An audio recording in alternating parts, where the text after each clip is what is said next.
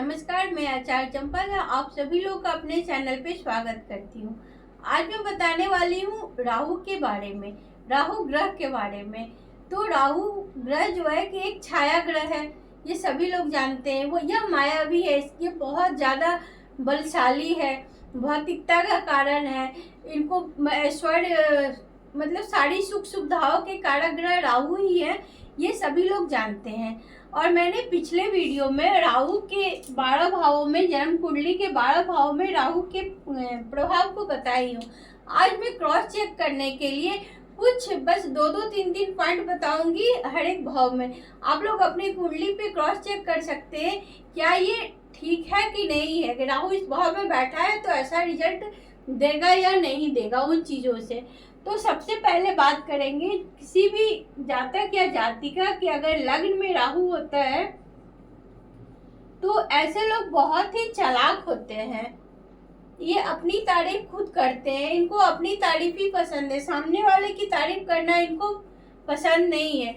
और इनसे आप ये भी पूछ सकते हैं कि क्या आपके अगल बगल में किसी ने आत्महत्या की है, क्योंकि जिसके भी लग्न में राहु रहता है उनके आस पड़ोस में कोई ऐसा व्यक्ति होता है जो आत्महत्या किया होता है। तो अब ऐसा नहीं है कि आप जो है कि 5-10 साल के बच्चे से पूछिएगा इस सवाल को। आप कम से कम बच्चा 20 से 25 साल का हो तो उसी से ये सवाल पूछ सकते हैं। और जब भी इनके घर में आप जाओगे, एंट्री करोगे, तो सबसे पहले टॉयलेट ही मिलेगा। इनके घर में जो है एंट्री करते ही आपको टॉयलेट दिखेगा। लग्न वाले राहु की ये 2-3 खासियत होती है।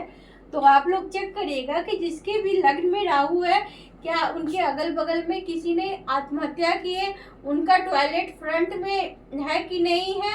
और ये लोग प्लान बहुत ज़्यादा बनाते हैं, योजना बहुत ज़्यादा बनाते हैं, बहुत लंबी लंबी बातें करते हैं लग्न वाले राहु। तो आप उनके स्वभाव को देख के समझ सकते हैं कि इनके लग्न में राहु है या कहाँ पे राहु बैठा हुआ है। अब बात करेंगे द्वितीय भाव की। जन्म कुंडली में जब द्वितीय भाव में राहु होता है ना, तो ऐसे लोगों की नाना जी का या ससुर जी को अस्थमा होता है। तो जिसके भी नाना या ससुर जी को अस्थमा होगा तो आप कह सकते हैं कि आपके राहु द्वितीय भाव में है, बैठा हुआ है। ऐसे लोग गाली का ज़्यादा यूज करते हैं, वो किसी को प्यार भी करते हैं ना, तो प्यार से भी बुलाते हैं, तो जो उनकी वाणी होती है उसमें गलत शब्द का प्रयोग होता है। ऐसे लोग खाने पीने के शौकीन होते हैं और नशे की भी आदी होते हैं। अब बात करेंगे तृतीय भाव में राहु के बारे में। वैसे तो तृतीय भाव में राहु को बैठना अच्छा माना गया, पराक्रमी बनाता है, ये बनाता है, लेकिन मैं यहाँ पे कुछ बस निगेटिव चीज़ ही बताऊंगी। तो जन्म कुंडली में जब भी तृतीय भाव में राहु बैठता है तो ऐसे लोगों के मित्र भी शत्रु बन जाते हैं। देखा जाता है कि इनके मित्र भी इनके शत्रु बन जाते हैं। और एक बात ये और है कि इनकी जो पत्नी होती है, जो इनकी वाइफ होती है, इनके मित्र या बॉस द्वारा बाद में अफेयर या प्रेम में चली जाती है या आ जाता है, वो लोग आ जाते हैं, मिसयूज करते हैं वो लोग। तो तीसरे वाले राहु की एक खासियत होती है। अब बात करेंगे चतुर्थ भाव में राहु के बारे में। तो जब भी जन्म कुंडली के चतुर्थ भाव में राहु होता है तो ऐसे लोग का घर बहुत बड़ा होता है। इनकी माता जी को घुटना होता है, घुटने में दर्द होता है, यानी कि अर्थराइटिस की समस्या इनकी माता जी को बोल सकते हैं। और इनको हृदय संबंधी रोग भी होता है। चतुर्थ भाव वाले राहु को हृदय संबंधी रोग भी होता है। अब बात करेंगे पंचम भाव में राहु। जब भी जन्म कुंडली के पंचम भाव में राहु हो तो ऐसे लोगों की शिक्षा बाधित होती ही होती है।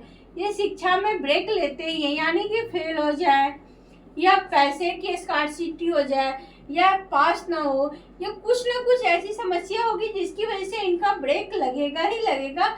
और ये सब्जेक्ट का भी जो है चेंज करते हैं। पंचम भाव वाले राहु देखा जाता है कि जब भी बहुत सारे लोग को देखा गया है, आप लोग भी देखे होंगे, अनुभव किए होंगे कि साइंस लेके पढ़ते हैं बाद में आर्ट्स ले लिए, या कॉमर्स लेके पढ़ते हैं तो बाद में आर्ट्स ले लिए। तो ये सब्जेक्ट का चेंज पंचम भाव वाले राहु करते हैं। अब बात करेंगे जन्म कुंडली में राहु अगर छठे भाव में होगा तो क्या होगा। ऐसे लोगों के मामा और चाचा दोनों में से किसी कोई ऐसी बीमारी होगी जिसकी वजह से वो आए दिन अस्पताल जाते होंगे और दवा का सेवन करते होंगे, मामा या चाचा में से। और ये लोग ऐसे होते हैं ना कि सरकारी गवाह भी बन जाते हैं, कभी कभी देखा गया है। क्योंकि जब भी किसी का झगड़ा होता है, आप लोग महसूस किए होंगे कि कहीं भी अगल बगल में कुछ लोग ऐसे होते हैं जो किसी दूसरे का भी झगड़ा हो रहा हो, जान पहचान नहीं होती है और बीच में वो कूद जाते हैं झगड़े में। तो ऐसे लोग की राहु जो है छठे भाव में होता है। अब बात करेंगे सप्तम भाव में राहु के। जब जन्म कुंडली के सप्तम भाव में राहु होता है तो ऐसे लोगों का जो जीवन साथी होता है ना, वो उसके साथ मित्र जैसा व्यवहार करते हैं। यानी कि इन दोनों के बीच में आपसी रिश्ते बहुत क्लोज होते हैं, इनका आपसी संबंध बहुत अच्छा होता है। ये एक दूसरे के बिना कहीं जाते नहीं है, साथ में जाना रहना और जो भी काम करते हैं अच्छे से अच्छा, या बिजनेस करते हैं तो दोनों लोग हस्बैंड वाइफ पार्टनरशिप में ही बिजनेस करते हैं जब भी कुंडली के सप्तम भाव में राहु होता है। तो अब बात करेंगे अष्टम भाव में राहु के होने से। जब भी जन्म कुंडली के अष्टम भाव में राहु होता है तो ऐसे लोग खोजी होते हैं, कोई ना कोई ये खोज करते हैं, रिसर्च करते हैं अष्टम भाव वाले राहु। अब बात करेंगे नवम भाव।